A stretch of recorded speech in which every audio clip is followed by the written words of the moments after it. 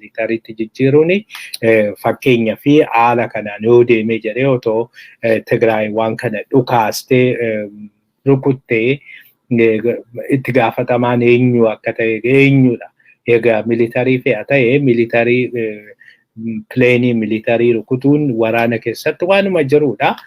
Kanaaf waan badii guddaadha kuni. Haa ta'u malee egaa jarri waanuma hundaan badaa jiru.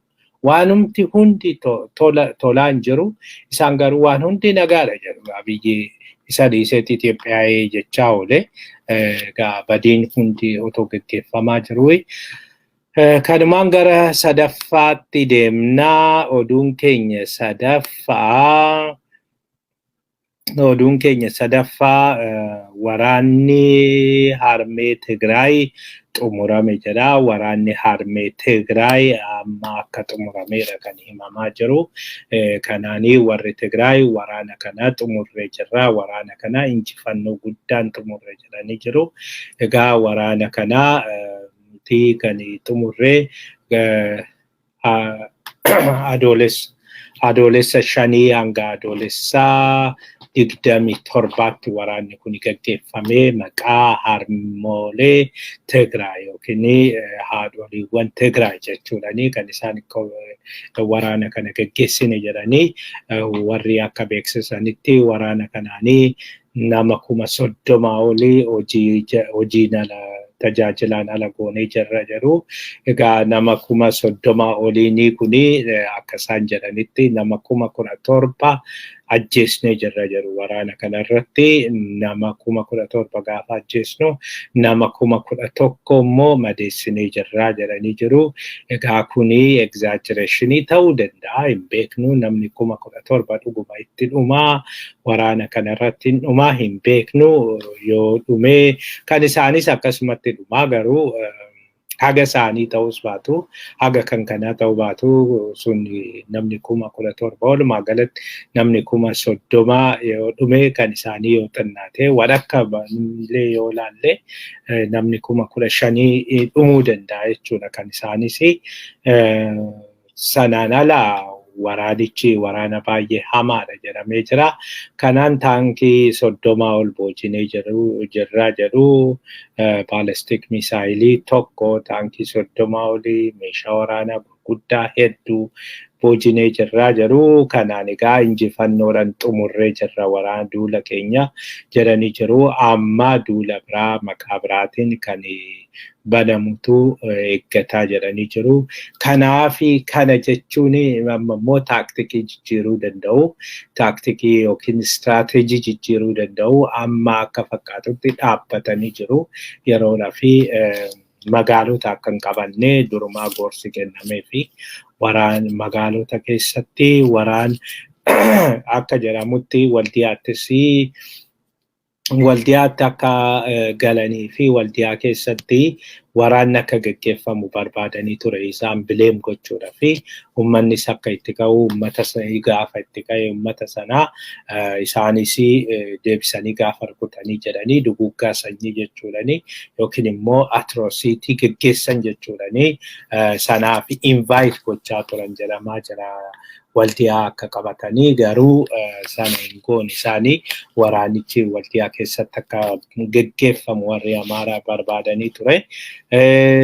Lammaffaa magaala keessatti waraana gaggeessuun himatamuu caalaa isaanis hin injifatamu. Maaliif namoonni magaala keessatti magaala keessa jiru garamii akka dhuka'uun beekanii namni siviiliyaaniinis itti dhukaasuu danda'a.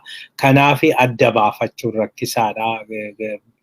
Waraanaaf mijataa miti walumaa galatti magaallee kanarraa kan ka'e dhiisanii ba'anii jiru yookiin otoo hin qabatiin hafanii jiru. Baadiyyaa isaa garuu qabatanii jiru jedhamee jira. Akkasumas Laallibalaan akkas jedhameera. Laallibalaa magaalli hin qabamne baadiyyaan isaa gara Kulsoo immoo maal jedhamu baay'inaan waraanni guddaan achitti gaggeeffame achitti isa qabatanii jiru jedhamee jira. Achi gara dhiyaatinis gara Maayitsabirii jedhanii Alwaa waan akkasii Coobar waan akkasii qabatanii magaala gudditti Gondarii Dabaarqii hin qabanne sanaan ala gara Affaarittis waraana hamaatu gaggeeffame waraana hamaa kanaan aga Cifraa deemanii Cifraa sana qabatanii jiru Cifraan egaa istiraatejiidha miilleedhaa fi Cifraa qabatanii jennaan Cifraarraa dhukaasa bananii miille irratti yookiin meeshaa konkolaataa achiin darbu rukutuun iyyuu ni danda'ama. Kanaan egaa injifannoo guddaa arganni jedhaa jiru ammaan achi egaa kana waraana kana asumarratti xumurreeti humni Tigraay ammallee akka of eeggannoon dhaabbatu jedhameeti jira jedhanii jiru hin waraanna jechaan jiran amma sana jechuuni tarii taaktikii jijjiiruu danda'u. Hundumaaf iyyuu garuu akkuma isiniin jedhe Tsaadiqaan ajajaan waraanaa Tigraay waraanichitti fufaa hin dhaabbatu jedhee jira. Isatti aanee kan jiru gara oolmaa Oromiyaatti deemna. Oolmaa Oromiyaatiin wanti nuti arginu oolmaa Oromiyaa jalatti walitti bu'iinsi Affaarii fi Sumaalee Jibuutitti ce'ee jira. Egaa kanaanii ijoolleen Oromoos baqattoonni Oromoo baay'ee miidhaman jedhamaa jira. Walitti bu'iinsi kuni dura egaa naannoo Affaarii fi Sumaaleetti kan jalqabeedha. Aanaalee sadeen tokko irratti kan inni jalqabe, aanaalee sadeen kanarratti jalqabe, aanaalee sadeen kanarratti otoo filannoon iyyuu hin godhaminaa fi naannoo Sumaalee keessatti filannoonis hin godhamne haga ammaayii walumaa galatti achi warri Sumaalee mootummaan Itoophiyaa Affaar wajjiniin ta'uudhaanii nu waraanaa jira Affaar wajjiniin ta'u laficha Affaarii waan kennamee fi Affaar wajjiniin ta'uudhaanii nu waraanaa jira jechuudhaanii Jijjigaa keessatti hiriira ba'anii waan kuni dhaqee Jibuutitti babal'atee Jibuutittis jiraattonni Sumaalee isaa achi Jibuutii keessa jiraatanii warra Affaarii irratti ka'uudhaanii warra Affaariitiin warra rukutanii manneen suuqii daldalaa waan garaagaraa kana kan Sumaalee ta'an hundumaayyuu rukuttaa akka turanidha kan nageenye isaan akka diigaa turanii akka baay'ee miidhaa irraan ga'anidha kan dubbatamaa ture. Kun egaa wanti kun baay'ee hammaachaa akka deemuu fi salphumatti hiikkachuu akka hin dandeenyedha kan hubachaa jirru. Haala kanaan itti fufee jennaani ammallee baay'ee rakkisaa ta'a. Kanumaan gara oolmaa gara itti deemnaa torban Oromoo haala gaariidhaan xumuramee jira. Kanaan egaa Oromoon Minnesota akkasumas Oromoon North Amerikaa injifannoo guddaa argannee jirra jedhanii jiru. Injifannoo guddaa jechuun uummata keenyarraa arguu barbaannu. Waanumti hunduu akka gaariitti deemee waanumti hunduu akka nuti barbaannetti deemee jechaa jiru. Kanaan egaa namni hunduu gammachuu qabaa. Duraan dursee kan Haacaaluutiin eegale kuni dhiifama kana Haacaaluu otoo hin ta'in duraan dursee gaafa 24 Osfaanaan eegalee Osfaanaan Oromoo Sport Festival of North America jalqabee isaanii namoonni hedduun irratti hirmaatanii jiru. Otoo Osfaanaan gaggeeffamaa jiru gaafa 29 qophiin Haacaaluu jalqabee qophiin Haacaaluu nama diinaraan jalqabee irbaata Haacaaluu jedhameeti kan jalqabee irbaata Haacaaluu kanaanii namoonni irbaata kanarratti hirmaatanii ture. Namoonni irbaata kanarratti hin hirmaatu jedhamee hanga nama 500tu eegamee ture. Haa ta'u malee namni garagaree dhufuudhanii namni kuni warri irbaata kanarratti hirmaatanii nama 900 hanga 1,000 hin ta'u jedhameeti tilmaamama. Kanaanii hanga tikkeettii fixachuu fi teessoon iyyuu walanqatee teessoo iddoo garaagaraatii deebisuutu mul'ate iddoo garagaraatiif fiduutu mul'ate.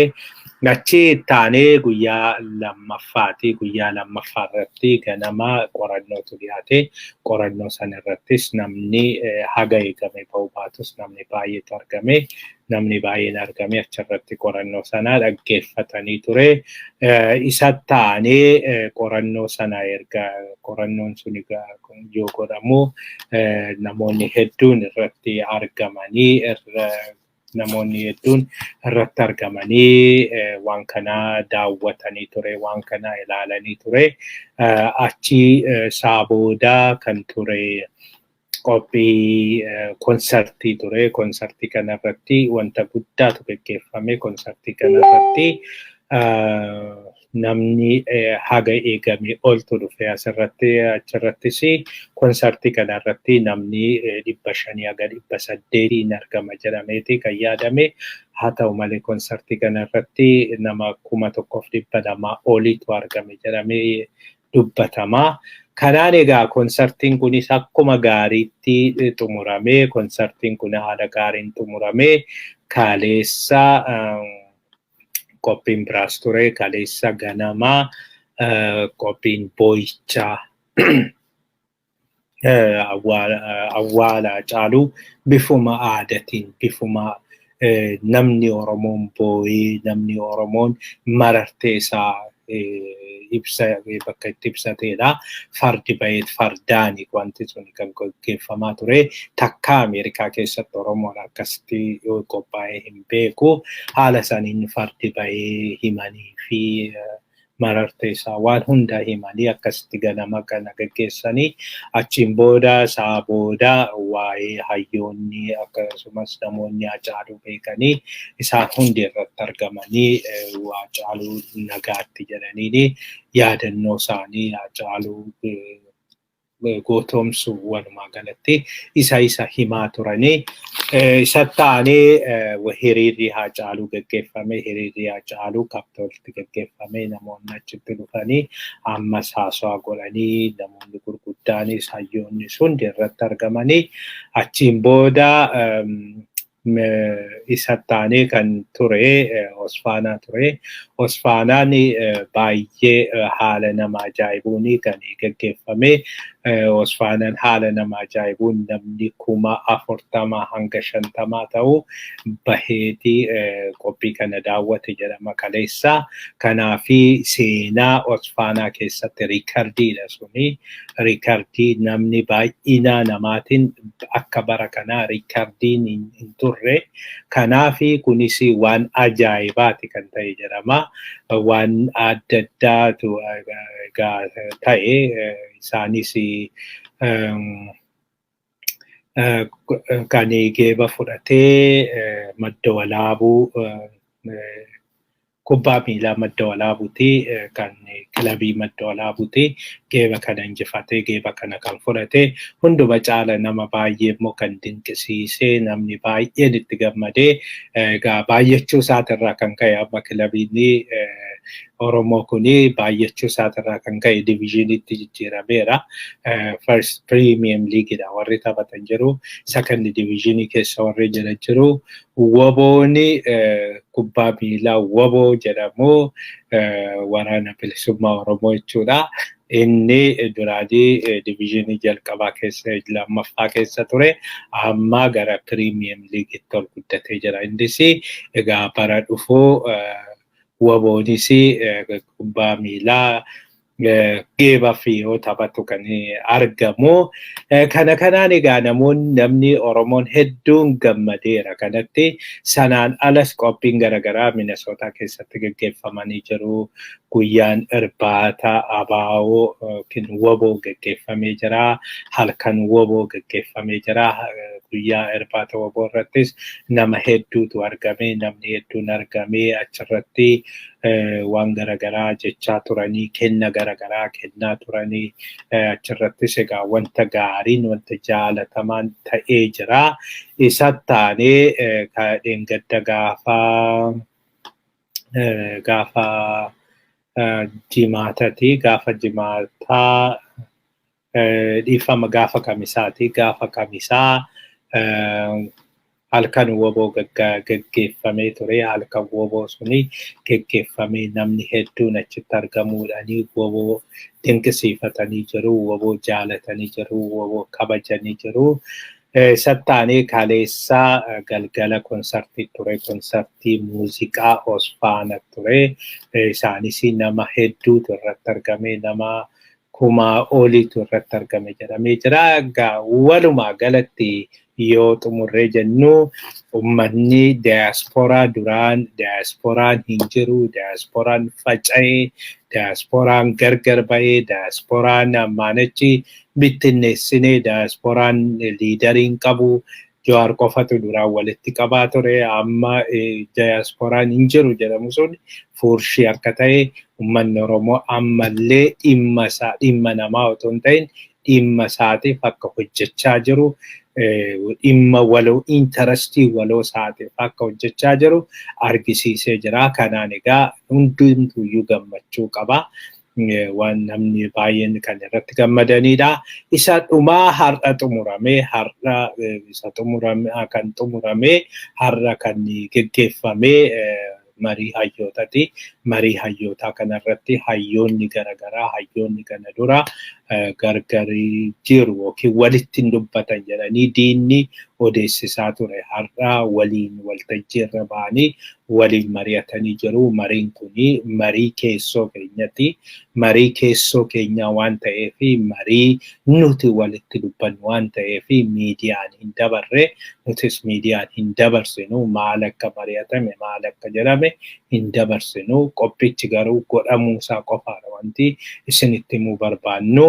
Maaliif yeroo tokko tokko keessa keenyattis qabachuu qabna. Garuu walumaa galatti wanti isinitti himnu Oromoon ammas jira. Hacaaluun jirtu nuun jedheera. Jira ammas Oromoon. Jira Oromoon ammas wal qabatee jira. Ammas wajjin ka'ee jira. Ammas waan barbaade gochuun ni danda'ama. Yoo xinnaate walumaa galatti galii haa ta'uu, baasii haa ta'uu, wanti garaagaraa waan garaagaraatirraa daldalli jechuun daldalli hedduun illee hin gaggeeffamne garuu galiin konsartii irraa argame, ispoortii irraa argame, waan garaagaraatirraa argame walumaa galatti yoo shalagamee jiree qarshii shalagaanii tilmaaman yoo ilaalle tilmaama malee nuti ifatti kana egaa hagana jennu garuu tilmaaman yoo ilaalamee jiree miliyoona walakkaadha gadi miti. Doolaara miliyoona walakkaadha gadi miti.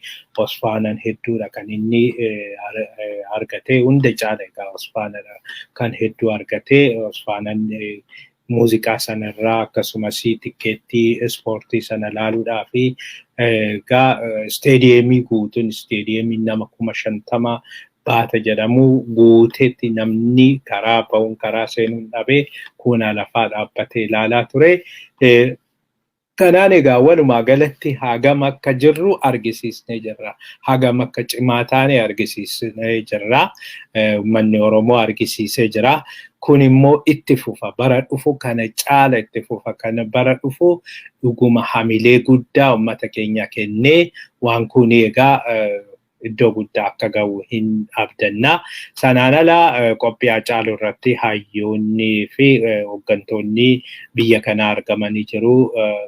Kantiibaan Minneapolis argamee haasawaa godhee jira. Joffrey jechuudha. Isaan alas John Hoffman yeroo hunda kan Oromoo biraa hin dhabamne seneetarri Minnesota dhufanii irratti argamanii jiru. Keet Ellison dhufanii irratti argamanii jiru. Akkasuma nama hedduutu kan irratti argame. Kanaan egaa gara ittaanutti deemnaa. Gara ittaanu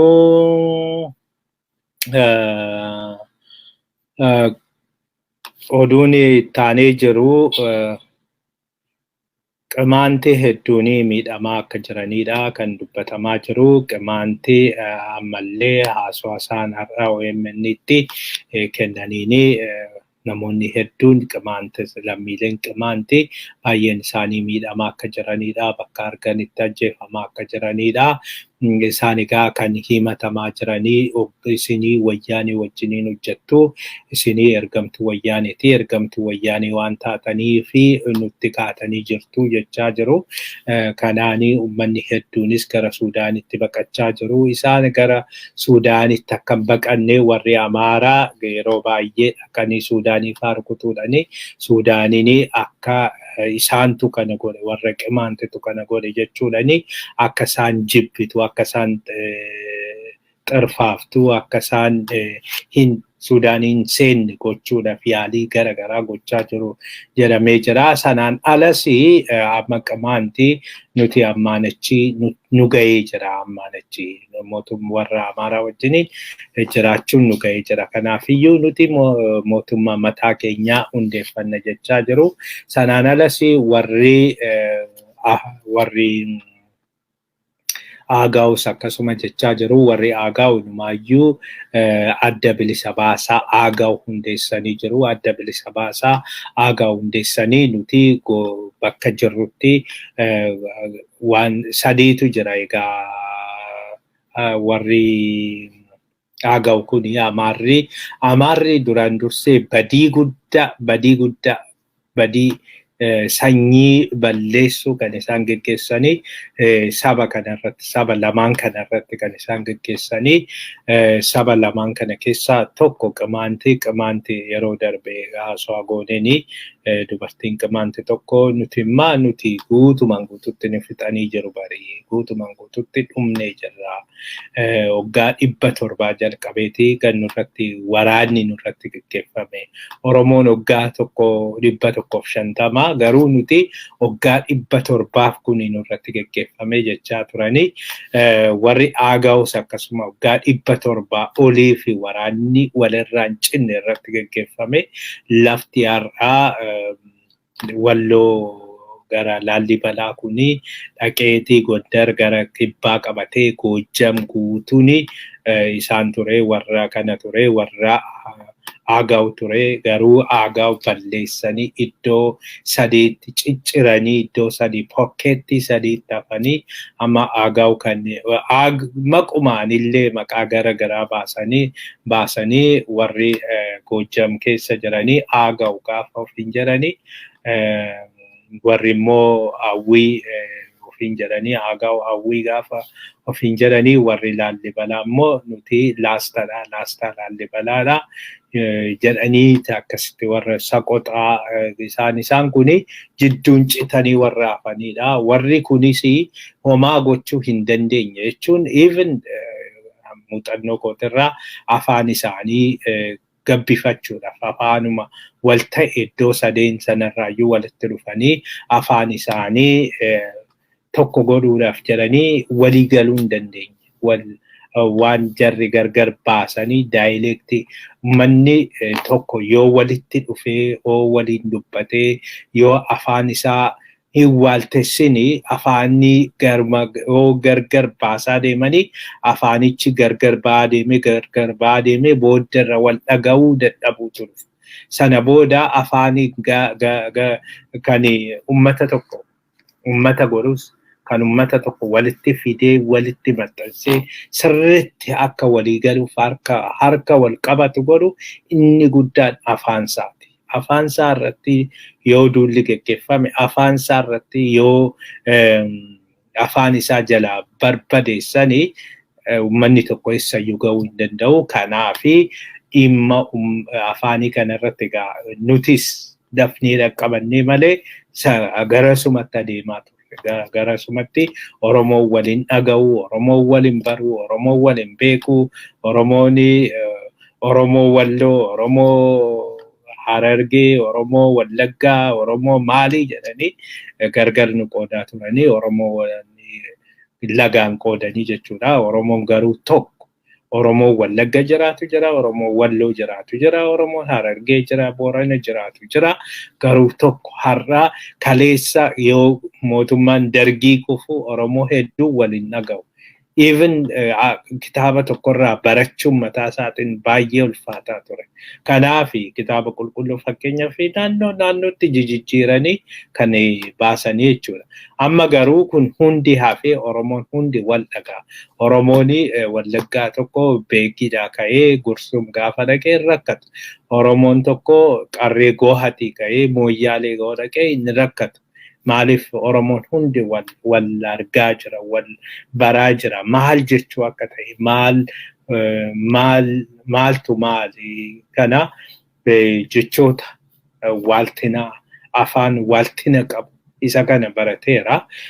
Kanaaf warri aagaa'u kanaan irratti duulanii kanaan barbadeessanii haa ta'u malee amma deebi'anii ijaaramaa jiru. Kanaaf adda bilisa baasa dhaabbatanii jiru. Inni kuni lafa xinnoo qabadheen jira jedhee har'a ibsee jira. Lafa xinnoo qabadheen jira. Alaabaa isaanii adda baasatanii jiru. Hanga mootummaan aagaa yookiin Awwii ijaaramu tagaa Awwiin zoonirraa naannootti ol guddatutti hin qabsoofna jedhanii jiru. Egaa kuni Abiyyi fi warra Amaaraa sanyiidhaanii maaliidhaanii warra Zaranyaa maalii jedhan saniif mataa dhukkubbii dabalaa jira. Dhimmi Sumaalee kunis wal qabatee. Saattaanee mootummaa ce'umsaa maalirra jira? Namoonni garaagaraa waan nu gaafataniif waan kana deebisnee kaasnee. Egaa namoonni duubaa hojjechaa jira kan jedhanii hin jiru. Duubaa wanti hojjetamaa jiru hin jiru. Ammallee wanti isin godhu wanti duubaa hojjetamaa jiru mootummaa ce'umsaa irratti wanti jedhamu hin jiru. Jarri lamaanuu ifa godhanii jiru kan. Warri lamaanuu gama lamaaniiniyyuu ifa ta'ee jira amma. Warri Tigraay mootummaan ce'umsaa haa hundaa'u jedhanii jiru. Kanaanii ibsa jennuu dura baasan san fooyyessanii baasanii. Yoo fooyyessanii baasan mootummaan ce'umsaa haa dhufuu jedhaniiti kan isaan. Mootummaan ce'umsaa kun haa dhufuu asii. Mootummaa ce'umsaa kanatti amannaa jedhaniiti. Warri Biltsiginnaa immoo mootummaa ce'umsaa wanti jedhamu hin jiru. Ceenee jirra. Filannoo takkaa biyya lafaa irratti godhamee hin beekne dimokiraatawaa filannoo addaa isa geggeessine achiin booda filannoo sanaanii mootii filannee jirra. Nugusni keenya Abiyyi nugusa Abiyyitti akka buutan hin barbaannu. Abiyyi ofii isaati akka barbaadetti waan barbaade gochuu danda'a jedheeti kan inni kan isaanii mormaa jiran. Abiyyi namoota muraasa Biraanuu Naggaa fa'aa namoota inni handpicked kana namoota Abiyyi mormine kana waamee achiin booda isaan wajjin mari'atee ammas manni marii jira. Manni marii mormitoota maalii jedhee yeroo tokko isaan wajjin mariin hin jira. Marii sana hin geggeessinaa jechaa jiru. Waan Biraanuu Naggaa faasii mo'atamtan jedhanii waan mufatanii fi isaa fi aangoo wayii kennuufii danda'u. Kana booda kun ollaalee nuti takkaa mormituu jibbinee hin beeknu. Nuti mormituu wajjin wal taanee mootummaa waliin ijaarree kunooti mootummaan keenya mootummaa dimokiraatawaa mootummaa mormituus uummanni filachuus baatu nuti filannee nagaadhaaf jecha biyyattii kana egeree biyyattiif jaalala Itoophiyaatii fi Itoophiyaan akka mootu Itoophiyaan dittaashannif jennee kunooti walitti ofitti maknee jirra. Kanaafi kana wajjiniin hojjenna jedhanii international community confuse gochuudhaaf deemu. Malee genuine wanti ta'e hin jiru. Actually genuine kan ta'e kan dhufuu danda'u yoo qaamni yoo lachuu rakkatanidha. Yoo lachuu garatti ba'an dhabanidha. Inni kun egaa ammatti dhufaan jiru fuulduratti garamitti akka deemu hin beeknu. Inni kun circumstancein isaa kun maal keessa jira? Namoonni muraasni wayii wanta nu qoodan jiru.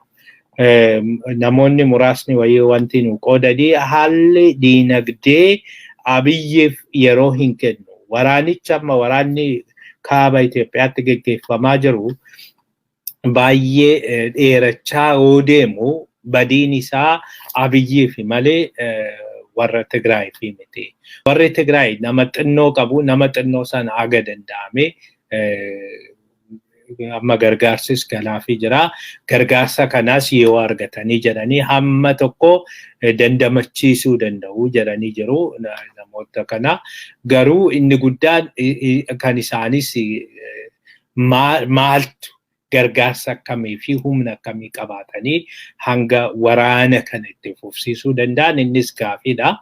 Gama biraatiin kan Abiyyi gaafa laallee jenne Abiyyi amma akka jirutti waraana biyyattii guutuudha. Nama kaan dirqamaan kan tokko lama kan tole jedhees galuuf jira. Akkasitti waraanatti erguudhaaf deemaa jira.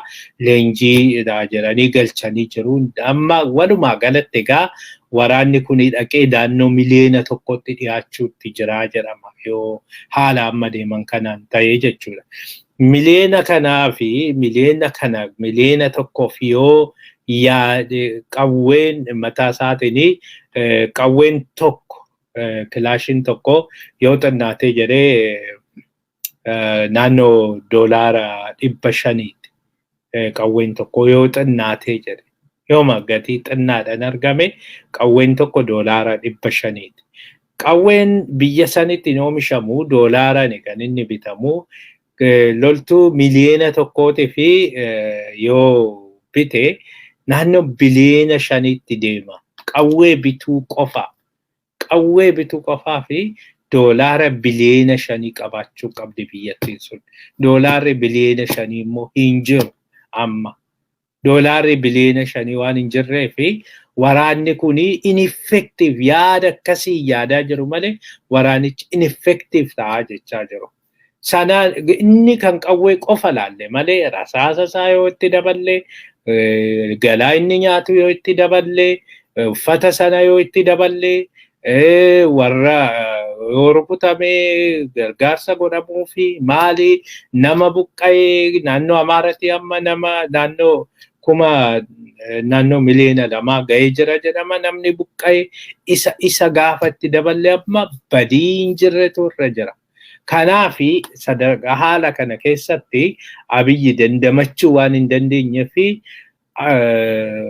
waraana kanarraa amma mootummaa ce'umsaa jedhamu kanas fudhachuu danda'a jedhanii warri dubbatan jiru.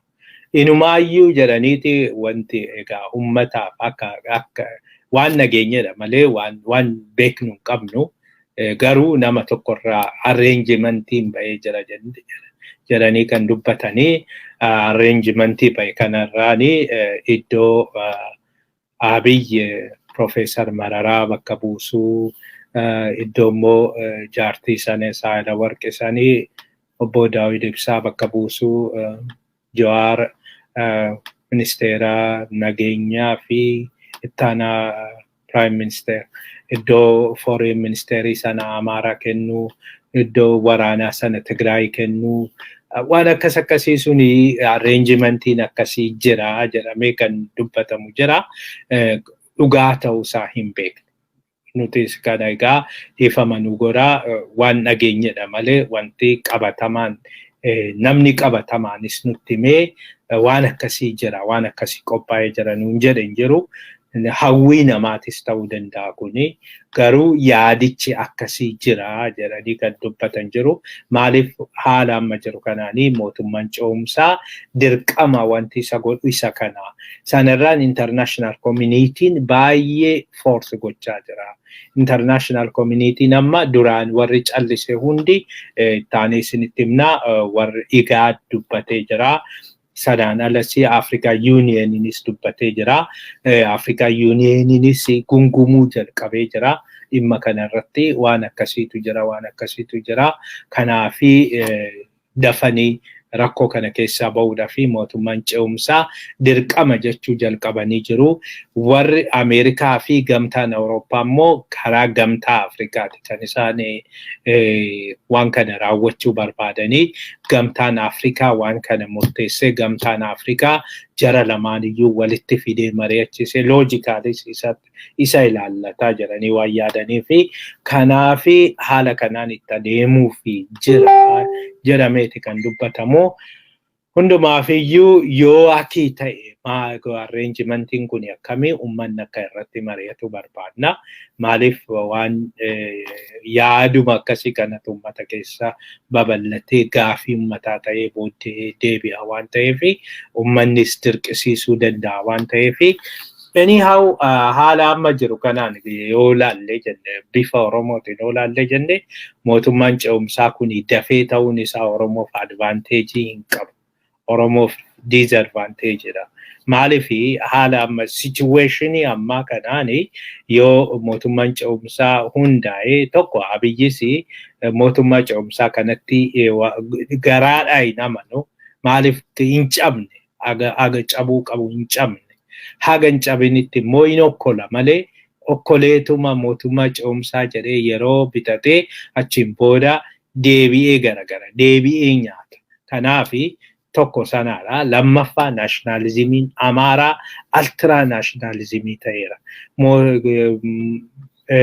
Naashinaalizimiin Amaaraa diina hundumaa ta'ee jira. Bakka diina hundumaa ta'e kanatti diina kana immoo hanga dhaqee gad deebi'ee leevilii hundumaa sabaaf sablammii biroo akka qixxeetti akka hirmaatatti akka qooddataatti hanga hin ilaalinitti waan mootummaan ce'umsaa jedhamu hiika qabu. Kan sadarkaa kana immoo hin geenye amma. Kanaaf yeroo muraasaaf yoo ta'u wal dadhabsiisanii gaarii ta'uun oolu kanarratti kan Oromoonis hojjechuu qabu. Isaan walaa dadhabsiisanii ofii keenya garuu kan keenya hojjechuu qabna. Hojii manii keenya hojjechuu qabna. Nutis achi keessatti lakkoofsa qofa otoo hin ta'in humna lakkoofsa wajjin hin qabu sana horachuu qabna, argachuu qabna. Kanaafi humni keenya gara keenyan ijaaramuu qaba. Gama biraatiin Itoophiyaanii fi Yugoslaaviyaan kan jedhu funduratti egaa waan kana sirriitti hojjennee isinitti himna. Wal fakkeenya namni tokko namni Ingilizii Lordii House of Lords miseensa ta'e tokko namni Yugoslaaviyaa tokko wal fakkeessee barreessee jira amma politico.com irratti akka inni jedhutti Itoophiyaan amma Yugoslaaviyaa durani keessa ture dhalataa Yugoslaaviyaatiin Yugoslaaviyaan ani keessa ture fakkaatti. Yugoslaaviyaan ani keessa ture jalqabarraa kan jalqabe akkasitti hunduma caala dogoggorri guddaan dogoggorri ilaalcharraa ka'a. Ilaalcharraa gaafa ka'u ilaalchi kuni ilaalcha Abiyyi sammuu Abiyyi keessa jiru inni fi fakkaattonni isaa fira uummata isaanii fira biyya isaanii biyyattii sanaa warra eegu warra biyyattii sanaa fi waardiyyaa dhaabate. Isaan yoo jiraachuu baatanii biyyi suni akka badduuf akka diigamtuudha kan isaan yaadan. Biyyattii isaanii miti biyyattii abaluu diiguudhaaf ka'e warra biyya diiguudhaaf ka'e biyyattii jechuun maal inni eenyu wayiti dhagaa walirra tuulameedha biyyattiin kan jijjigdu waanumti xinnoon itti bu'ee jedhee kan jijjigdu wayyaaniin kan jijjigsu waboon kan jijjigsu.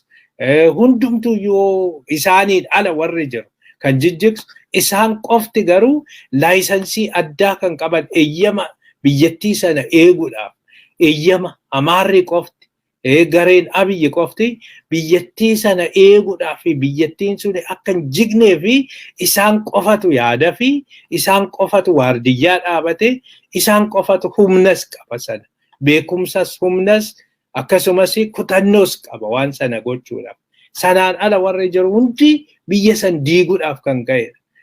Waan akkasii kun dogoggora guddaadha. Dogoggora guddaa isaan suni warra biyya diiguu isaan kuni warra biyya ijaaru. Akkasitti gooduun kuni lammii biyya sanaa guutumaan guututti bakka lamatti baasanii diina walitti godhuudha. Uummata biyya sanii jechuudha. Duraan dursee dogoggorri achirraa dhufu warri kuni Itoophiyaa sammuu isaanii keessa jirtu. Imaajinarii lafarra hin jirtu. Itoophiyaan lafarra jirtu Itoophiyaa uummata hammattuudha. Uummatatu Itoophiyaadha. Uummanni yoo jiraachuu baate lafti suni baate lafa qullaadha. Lafa gatii hin qabneedha. Abiyyi ummata keessaa tokkodha. Warri kunis ummata keessaa tokkodha. Waan hin jirre ofitti uumanii odeessu malee Itoophiyaa jedhan Itoophiyaa jechuun ummata jechuudha. Ummanni suni maal fedhaadha? Ummannoo barbaade Itoophiyaa jedhamtu diigee caccabsee waan biraa ummachuu danda'a. Maqaan Itoophiyaa jedhamu natti hin tolle yoo jedhe qaamni tokko Itoophiyaa kana X jechuu danda'a. Itoophiyaa waan jedhamu kana jechuudha. Deebisee ijaaruu danda'a. Deebisee diiguu danda'a. Deebisee diigee ijaaruu danda'a. Ummata mirga qaba, humna qaba waan sana gochuudha. Ummata agateetti jechuudha.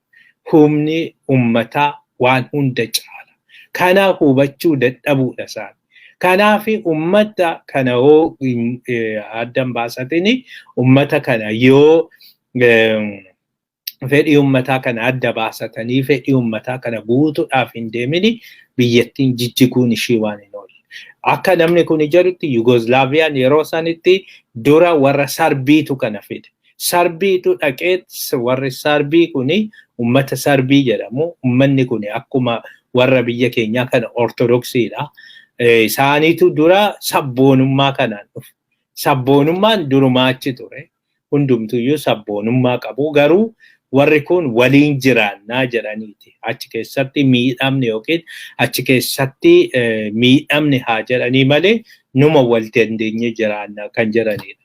Gaafa Sarbiin garuu dhuftee dirqisiistu, ummata kaan dirqisiistu, ummata kaan irratti paartii isaanii dhaabdee jalaa cuftee filannoon gaggeessitu. Maali gaafa jettu dura kan itti ka'e Kirooshiyaadha. Kiroosiyaan itti kaatee Kirooshiyaa guyyaa 10 wal waraananii Kiroosiyaan nagaatti itti irraa baate. Ani hin fedhu waan kanaa jetteen Kiroosiyaan indipendensii ishii kan ishiin lallabde. Achiin booda warri kunis itti fufan. Boosiniyaan itti kuftee Boosiniyaadha. Hunduma caala kan miidhaa guddaan irra gahe yeroo sanitti jechuudha. Boosiniyaan immoo akkuma Oromiyaa kana hammi tokko kiristaanaa, hammi tokko islaamni kan keessa jiru. Kaatolikiinis kan keessa jiru. Kun biyya akkasii sana turte, naannoo turte. Achiin waggaa 5 kan isaan wal waraananii waggaa 5 sana keessatti waan hunda nyaatee fixeeti dhumarra kunoo Yugoslaaviyaan bibittinnooftee biyya hin taane taate. Kanaaf Saraayivooniis akkasuma baay'ee jeequmsa guddaa keessa galanii ture. Sana booda waraana hamaatu gaggeeffame achirratti iyyuu kan mootiin biyyattii illee yeroo sana kan qabamee mana hidhaa Yurooppii keessatti du'e. Abiyyis kanaaf qophaa'aa jira. Amma haalli naannoliin itti walitti dhufeenya naannolii kun isaan ifa baasanii dubbachuu dadhabanii lakkii jechuu dadhaban malee fakkeenyummaan Amaararra goranii ristii Amaaraa eeguudhaaf ummata biyyattii qabeenya biyyattii sanaa hunda garasitti erguun suni fakkeenyummaa yaraa ta'ee jira. Haala kanaanii Sumaaleen yeroo gabaabaa keessatti Tigraay hin deemti. Tigraay erga fottoqxeen booda Tigraay deebitee dhufuun baay'ee mamaadha. Tigraay erga fottoqxeen booda Sumaaleenis deemuun ishiin oolu. Haala kanaan Sumaaleenis amma baay'ee Sumaalee hedduun egaa itti dhagahamaa jira. Lafti keenya nu haa deebi'uu, humnaan nurraa fudhatanii mootummaan federaalaa isin wajjin hin ta'eeti, Sumaalee ajjeesaa jira, Sumaalee fixaa jira, kanaan kan isaan hojjechaa jirani. Kuni baay'ee rakkoo guddaa itti fiduuf deemaa jira. Kanaaf Sumaaleen gaafa deemte taanee sadaffaa irratti kan deemuu dandeessu Oromiyaadha. Akkasumatti hundumtuu iyyuu gargar deemuu jechuudha. Biyyoonni Yugoslaaviyaa keessatti biyyoonni 5 yeroo sana kan turani 5 suni amma biyya 7 ta'an bibittinnaanii walirraa ciccitanii jechuudha. Kunis amma naannoo 9 ture 10tti ol guddateera. Amma immoo yeroo gabaabaa keessatti 11ffaan dhufuuf jira. Yeroo gabaabaa keessatti immoo haga 14 15 jira. It's obvious naannoodha. It's obvious mootummaan gamtoomanis yeroo biyyoonni fuulduratti of danda'anii biyya ta'an hedduudha jedhee biyyoota hedduudha kan inni eegaa jiru. Matured ta'anii of danda'anii biyya ta'anii hin ba'u jedhee kan inni yaadu. Sanaan egaa kuni garasitti adeemuun isaa hin oolu. Fuulduratti garuu sirriitti isinitti himna kanarratti dokumentaarii hojjenne. Ittaanee Abdallaa Hamdok waraanni Tigraay nagaan akka dhaabbatu himeera. Kuni oolmaa addunyaa jalatti Abdallaa Hamdok akka jedhetti amma haalli jiru baay'ee rakkisaa ta'ee jira. Amma waraana kana akkasitti xumuruun hin danda'amu. Waraana kana akkasitti xumuruun waan hin danda'amnee fi waraanni kuni dhaabbachuu qaba. Waraanni kuni karaa kamiiniyyuu dhaabbatee waraanni kuni amma mariin godhamu qaba, mariin deemu qaba. Marii yoo hin godhini rakkoo guddaatu Itoophiyaa mudachuudhaaf deema jedhee jira. Egaa Abdallaa Hamdok akka Suudaanii otoo hin ta'in akka Igaaditti kan inni dubbachaa jiru. Akka Igaaditti waraanni Igaadiin haga ammaa waan inni jedhe hin jiru. Haga ammaa wanti inni kaasee hin jiru. Amma garuu dhiibbaan addunyaarraas dhufaa waan jiruuf Ameerikaanis Yurooppaanis hundumtuyyuu dhiibbaa guddaa gochaa waan jiranii fi Igaad mataa isaatiin rakkoon kun karaa nagaatiin xumuramuu qaba. Kanaaf hundumtuyyuu taa'anii mari'achuu qabu jedhee dubbatee jira. Sanaan alaa gamtaan Awurooppaa mataasaa gamtaan Afrikaa reeffama. Gamtaan Afrikaa Itoophiyaatti hudhamnee jirra jedhee jira. Dhimmi Itoophiyaa baay'ee nuraatessee dhimmi Itoophiyaa baay'ee Afrikaa gargar baase. Aga jechuuti kan ka'e duraan dursee Afrikaa kan gargar baase jedhu gareen tokko Itoophiyaa keessatti dhiibbaa mirga namaa yookiin dhiittaa mirga namaatu gaggeeffamaa jira. Dhiittaa mirga namaa gaggeeffamaa bakka jirutti gamtaan Afrikaa callisee taa'uu hin qabu. Gamtaan Afrikaa gargaarsa gaafateellee karaa diinagdee militariitti karaa humnaatiin illee Itoophiyaa keessa galee waan kana dhaabsisuu qabaa gaafa jedhanii gama tokkoon immoo lakki dhugaadha. Kuni dhimma keessooti. Dhimmi Itoophiyaa dhimma keessoo Itoophiyaati. Dhimma keessoo Itoophiyaa keessa immoo nuun ilaalu dhimma keessoo isaanii ofii fixachuu qabu. Abiyyis kan jedhu seera kabachiisuudhaaf kana keessa gallee jedha. Dhimma seera kabachiisuu kanaa seera kabachiisuu ta'e seera kabachiisu. Garuu dhimmi nuti gamtaan Afrikaa yeroodhuma hundaa'u dhimma keessoo biyyootaa galuu hin danda'u. Erga jedheen booda kan kaasani kana wajjiniini akkasuma ta'ee dhiittaa mirga namaa hoo jiraate akka keessa galu dirqamaa jedha. Kanaani egaa dhiittaa mirga namaa jiraachuusaa afaan guunnee dubbachuudhaa fi ragaan nuu dhiyaachuu qabaadha kan inni jedhu. Kana tokko waan nama amansiisnedha. Duraan dursee dhiittaa mirga namaa akka gaggeeffamaa jiru Amnestiin baaseera, Human Rights Watchin baaseera. Kana otoo gaggeeffamaa akka jiru otoo beekanu, otoo arganu, otoo quba qabanu hin beeknu. Raga riippoortiin nuun dhiyaannee jedheeti jira. Haa ta'u malee amma nuun dhiyaannee haa jedhu malee inni kuni haala tarii afaan siyaasatiin of eeggannoo guddaa waan dippiloomaasirraas maalirraas waan rakkoon jiruuf jechuudha. Amma qorannoon kun xumuramaa jira. Qorannoon mirga namaa kun tokko kan qorannoon mirga namaa fi ummataa Afrikaa mataa isaatiin qorachaa jira. Keessa galee independently qorachaa jira. Sanaan alas kan gamtaa mootummaa gamtoomanii qorachaa jira. Isaanii amma ji'a kana hin baasu jedhamee yaadama. Isa jalqabaa preliminary report hin baasu. Preliminary report gaafa baasanii sana booda gamtaan Afrikaas mootummaa gamtooman gaafachuun isaa hin oolu. Maaliif already dhiittaa mirga namaa akka jiru eenyuyyuu hin amanawa. Waan falmuu hin dandeenyeen kan isaan dhufanii ragaa guddaatu jira. Kanaaf kanan booda mootummaan gamtoomaniis waan kana irratti mari'ata. Gamtaan Afrikaas waan kana irratti mari'ata. Achiin booda Itoophiyaa keessa mootummaan Itoophiyaa dirqamee jaalatee otoo hin ta'in dirqamee gara akka jijjiiramaatti galuu hin godhamaa jedhameeti kan yaadamaa jiru. Sana wajjiniin egaa wanti isinitti himnu Keeniyaanii nagaa eegdoonni akka galan gaafatteerti. Kana jechuun Afrikaa bakka buutee Afrikaan yookiin gamtaan